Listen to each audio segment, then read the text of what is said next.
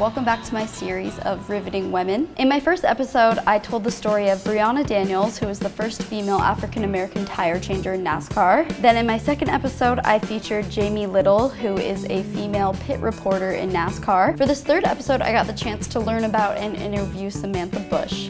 Hey, I'm Samantha Busch, and I'm married to NASCAR champion Kyle Busch. Kyle Busch wins Richmond. Everybody makes it across the line. Nowadays, I have a lot going on.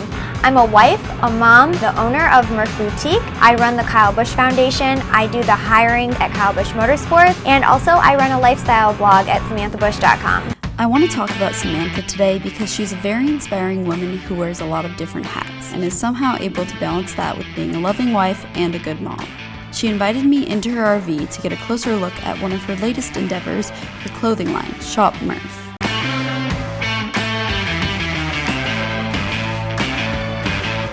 Okay, ready? Hey everybody, we're out here at Charlotte Motor Speedway for the truck race tonight. My husband and I own Kyle Busch Motorsports, and we have 3 trucks running tonight, so we're super excited and hoping one of our drivers could get a win for this one because it's his 3rd birthday today. Who do you want to win? So we can go up a stage. Yeah, who's gonna win though? Daddy. Daddy? And Noah. And Noah. Yeah, what about what about Todd, who drives? He drives for us too, remember? Yeah! Yeah, all 3 of them will win for you. Okay, thank you. So anyways, it's been raining on and off for the last 5 days here, so the weather is not ideal. We're just hoping to get the race in. But I have kind of all of my clothes spread out and trying to decide what to wear tonight. These looks are all from my store, Murph Boutique. So my boutique, Shop Murph, was created about a year ago. We launched it on January 26th, which would have been my grandma Murph's 91st birthday. She was like the original woman that got me into fashion and all things girly, and she definitely pushed the limits. She always just taught me to be nice to everybody and to lift people up, and so Shop Murph is awesome because we range in size from extra small through 3X, and most of our stuff is $60 and under, and my goal was to have something for everyone, for every size and every price point. And you know, that was just my goal, to make women feel confident about themselves. So one of my favorite, if it stays warm tonight, is this really cute little lace-up dress. It's only 22 bucks. We have it in a bunch of different colors, and I think a bunch of different colors. And it looks awesome with these Vans that I just custom made, perfect for the racetrack. Samantha and Kyle met in 2007 at the Indianapolis Motor Speedway. Samantha was working and just so happened to cross paths with Kyle, unknowing of his career path or what NASCAR was all about. At the time, she was a college student working towards her degree at Purdue. They slowly started talking over the phone, eventually dating and wed a few years later. They've been happily married for over 10 years. But falling in love with a professional athlete is not your average courtship.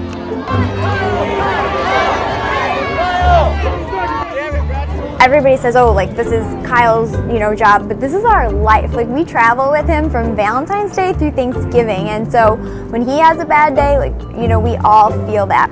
My husband's a really polarizing figure in the sport, so a lot of people either love him or hate him, and those that don't like him like to sometimes also come back at me, so it's really funny. The second that you're married to an athlete, you're automatically a gold digger.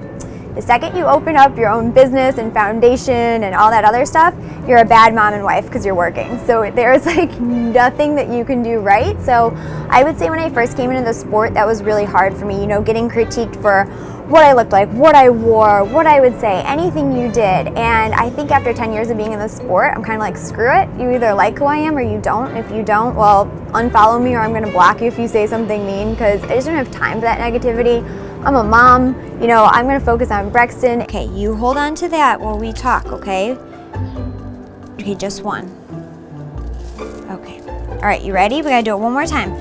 But this time, don't touch the glass. With it being Brexton's 3rd birthday, today was really a day to reflect on our IVF journey and everything that we went through to get our own miracle baby. Kyle and I struggled for a number of years to try to conceive and ultimately had to do IVF. And even though at the time it was very difficult, there was a lot of shots, a lot of medicine, a lot of being sick, and a lot of being sad, it was all worth it, obviously, for this one. One thing most people don't know is that IVF is close to $25,000 a round, and insurance insurance doesn't cover it. So as we were going through it, we decided, you know what, God made us go through this for a reason, and it's to help other couples. And so we started our Bundle of Joy Fund, and in under 3 years, it's just been amazing the support we've had. We've donated over $300,000 away, so we're super proud of it, and we thank everybody for their support, because it's hard enough when somebody tells you can't be a parent naturally, or that you might not be a parent at all. And Kyle and I just feel like we're trying to give couples a chance that financially wouldn't be able to go through it.